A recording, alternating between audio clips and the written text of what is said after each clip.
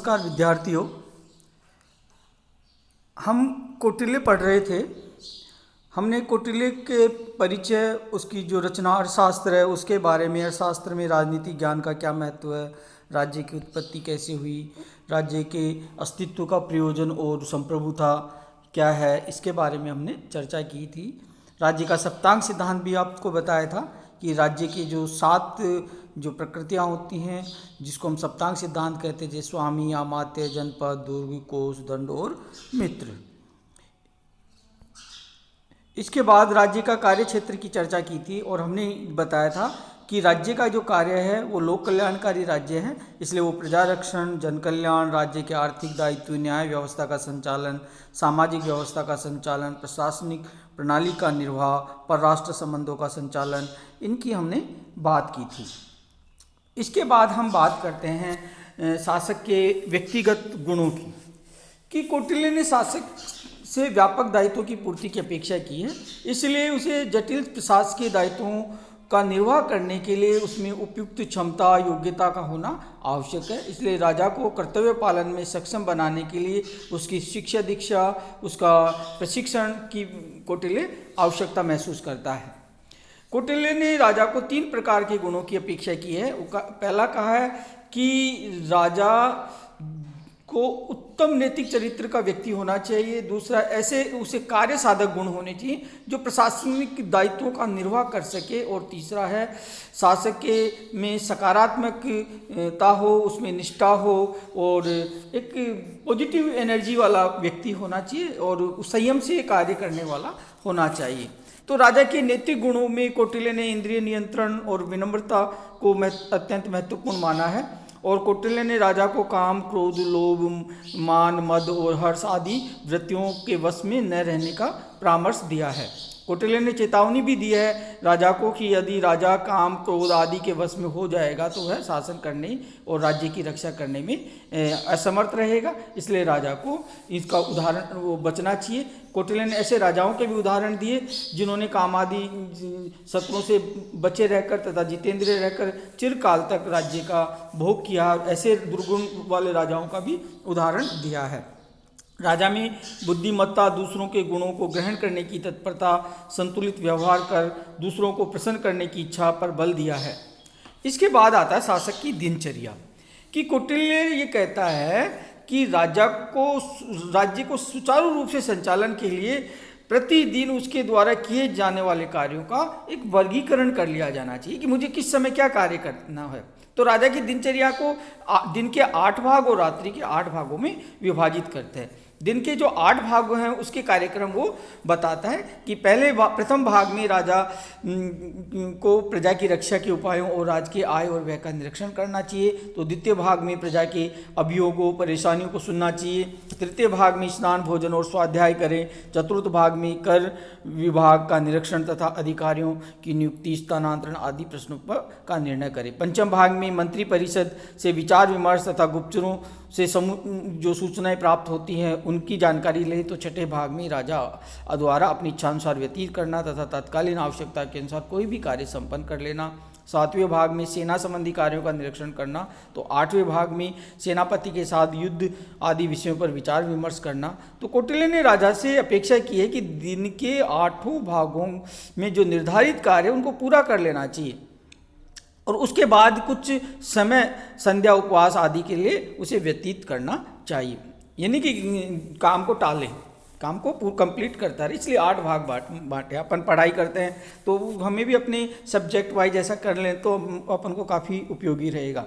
इसी तरह से कौटिल्य ने रात्रि के 8 भागों के लिए राजा का कार्यक्रम निर्धारित किया है। जैसे प्रथम भाग में गुप्तचरों से परामर्श करें, द्वितीय भाग में स्नान, भोजन और स्वाध्याय, तृतीय भाग में पत्नी व अन्य परिजनों के साथ व्यतीत किया जाना, चतुर्थ और पंचम और छठम भाग में यानी कि विश्राम सहन करे और 7वें भाग में गुप्तचरों से मंत्रणा तथा उन्हें विभिन्न स्थानों पर कार्यों के लिए नियुक्त करना और 8वें भाग में पुरोहितों आदि से धर्म के संबंध में चर्चा करना, चिकित्सक, रसोई, ज्योतिष आदि से अपने भोजन, स्वास्थ्य व अन्य व्यक्तिगत प्रश्नों पर विचार करना। तो इस तरह एक सिस्टम बना दिया कि दिन में क्या करना, रात को क्या करना है, तो उसको व्यवस्थित तरीके से वो कार्य कर सकता है। फिर बात आती है मंत्री परिषद की, कि कौटिल्य ने शासक की शक्ति को एक संस्था की शक्ति माना और ये कहा कि राजा से को अपने आप में कोई कार्य नहीं करना चाहिए, वो समस्त राज्य के कार्य मंत्री परिषद की सहायता से पूर्ण करे। कौटिल्य ने मंत्रियों को राज्य रूपी गाड़ी का दूसरा पहिया बताते हुए शासकीय कार्यों में मंत्रियों के महत्व को स्पष्ट किया है। उसमें ये बताया कि मंत्री परिषद की संरचना कैसी होगी। तो कौटिल्य का ये मानना है कि मंत्री परिषद में 3 या 4 मंत्री होने चाहिए और उसके कारण वो बताता है कि एक मंत्री होने पर राजा और मंत्री मतभेद होने पर ठीक से विचार नहीं हो पाएगा। 2 मंत्री होने पर वो दुर्भिसंधि कर सकते हैं और दोनों मंत्री एक होके और वो भी उचित परामर्श नहीं दे सकते, राजहित में षड्यंत्र कर सकते हैं और ज़्यादा होने पर गुटबाजी हो जाएगी। इसलिए 3-4 मंत्रियों की वो बात करता है। मंत्रियों की 2 संस्थाओं का उल्लेख किया है, एक मंत्रियों की सभा और एक राज्यसभा जिसे और दूसरा मंत्री परिषद। मंत्रियों की सभा यानी कि राज्यसभा और मंत्री परिषद। कौटिल्य ने योग्यता के आधार पर मंत्रियों की 3 श्रेणियां स्वीकार की, उत्तम, मध्यम और शूद्र। मंत्रियों के लिए अपेक्षा की उनमें कुछ जो योग्यताएं हैं वो समुचित होंगी तो उत्तम मंत्री होगा, 3/4 गुण होंगे तो वो युक्त व्यक्ति होगा, मंत्री होगा, और आधे गुण से होंगे तो वो शूद्र मंत्री होगा। मंत्रियों की सभा में कौटिल्य के अनुसार तीनों श्रेणी के मंत्री सम्मिलित होते हैं। राज्य और मंत्री परिषद में उत्तम जो श्रेणी के व्यक्ति हैं वो मंत्री परिषद के अंदर होते हैं। उत्तम श्रेणी के मंत्रियों से राजा को परामर्श लेना चाहिए।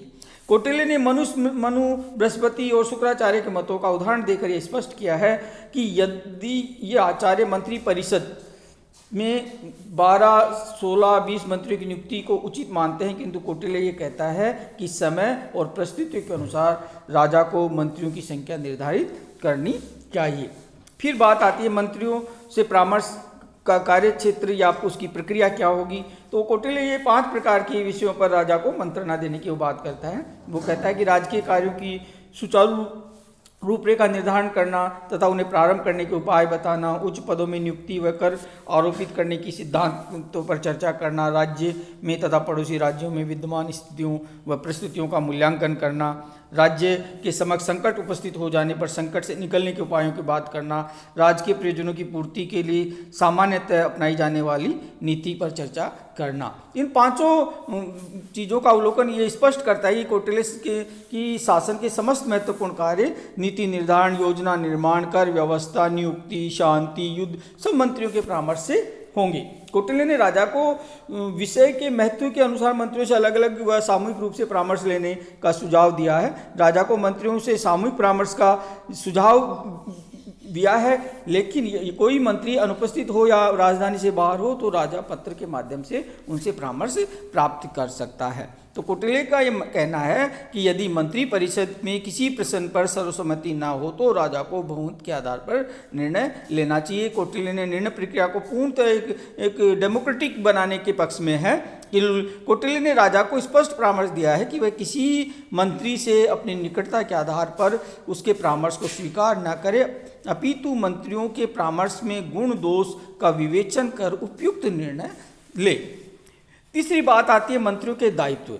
अब मंत्रियों का दायित्व है कि वो परामर्श बिना किसी राग द्वेष के फंसे हुए वो निष्पक्ष यानी कि राज्य के हित में वो सलाह देना चाहिए। कौटिल्य की मानता है कि यदि मंत्री निर्भीकता पूर्वक राज्य के हित में निजी हानि लाभ पर विचार किए बिना शासक को उचित परामर्श नहीं देगा तो वो राज्य नष्ट हो जाता है। तो कौटिल्य ने राज्य के कार्यों में मंत्रियों की भूमिका को 5 संदर्भों में स्पष्ट किया है। पहला कि राजा द्वारा निर्णय लिए जाने के लिए विषयों को पूर्णता के साथ और सही संदर्भ में प्रस्तुत करे, राजा के समक्ष विचारों के लिए उपस्थित हुए विषयों में निर्णय करने में राजा की सहायता करे।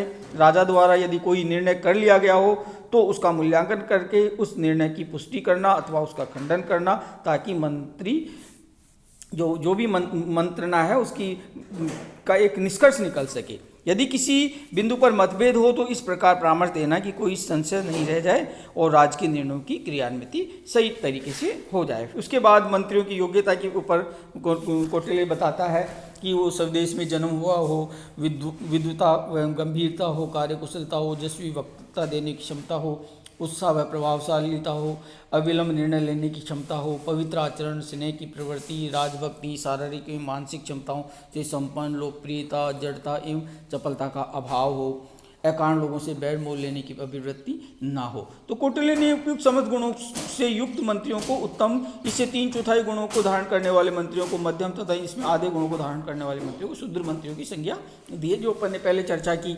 उन्होंने राजा को परामर्श दिया है कि मंत्रियों की नियुक्ति में वह स्नेह, राग, द्वेष या अन्य किसी कारण से प्रभावित होने की अपेक्षा केवल योग्यता को ही महत्व दे। कौटिल्य ने मंत्रियों को उनकी योग्यता, राजभक्ति, जनता के कल्याण के प्रति निष्ठा का भली भांति परीक्षण करने के उपरांत उन्हें नियुक्त करे। इसके बाद आता है मंत्रणा की गोपनीयता, जो आज भी है कि जब हम मंत्रियों को शपथ दिलाते हैं तो पद और गोपनीयता की शपथ दिलाते हैं।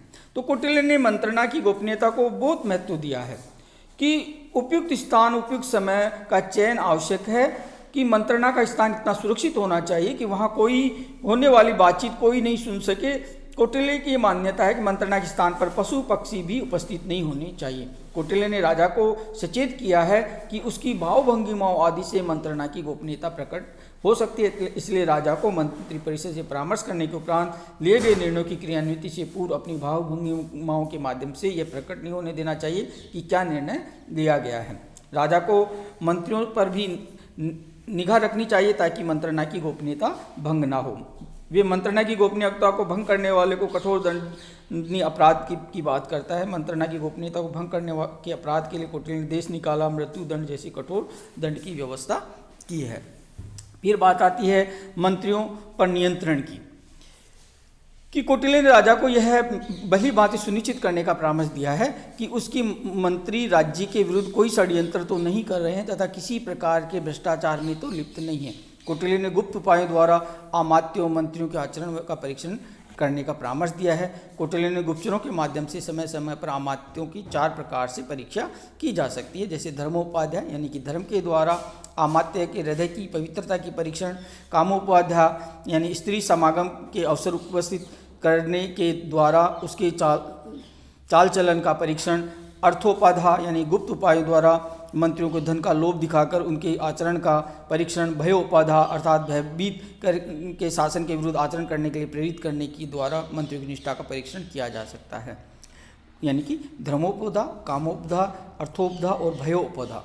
कौटिल्य ने राजा को परामर्श दिया है कि वह धर्म, अर्थ, काम और भय द्वारा परीक्षण पवित्र आचरण वाले मंत्रियों को ही उनकी क्षमताओं के अनुसार विभिन्न विभागों में नियुक्त करे।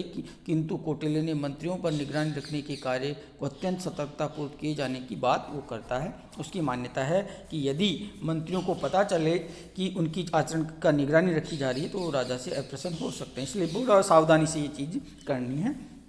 कौटिल्य ने राजा से ये भी परामर्श दिया है कि वह अपनी अंतरंग मंत्रियों की इस प्रकार की परीक्षा न ले, अपितु निम्न श्रेणी के मंत्रियों की परीक्षा ले। राजा को अपनी अंतरंग मंत्रियों की नियुक्ति तो पहले ही भली भांति परीक्षण करके करनी चाहिए। एक बार नियुक्त दिए जाने पर राजा को उन पर विश्वास करना होगा। तो ये चीज़ें हमने मंत्री परिषद के बारे में हमने चर्चा की। अगली क्लास में हम शासक पर नियंत्रण की बात करेंगे और फिर प्रशासनिक व्यवस्था की अपन चर्चा करते हैं। धन्यवाद।